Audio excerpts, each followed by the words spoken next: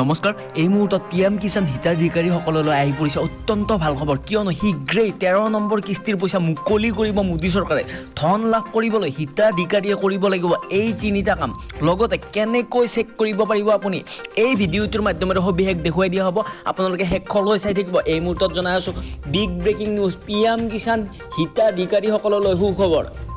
শীঘ্ৰেই 13 নম্বৰ কিস্তি মুকলি কৰিব মোদী চৰকাৰে কেনেকৈ তালিকাত নাম চাব পাৰিব আপোনাৰ লগতে ধন লাভ কৰিবলৈ হিতাধিকাৰীয়ে কৰিব লাগিব এই তিনিটা কাম কি এই তিনিটা কাম কৰিবলৈ কোৱা হৈছে ইয়াত কোৱা হৈছে যে নিৰ্দিষ্ট পৰ্টেলত কৰিব লাগিব আধাৰ সংযুক্ত লগতে সম্পাদন কৰিব লাগিব